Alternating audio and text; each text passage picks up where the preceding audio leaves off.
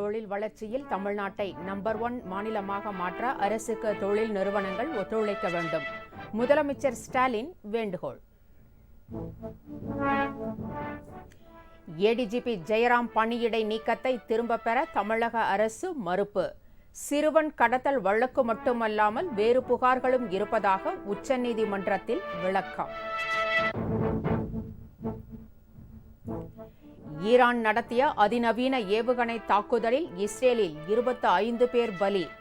மருத்துவமனை மீதும் குண்டு வீசியதில் 47 பேர் காயமடைந்ததாக தகவல்.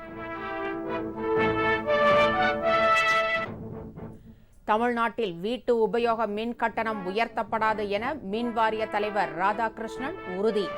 மின்சார வாரியத்தின் இழப்பு 800 கோடி ரூபாய் அளவுக்கு குறைந்து விட்டதாகவும் விளக்கம்.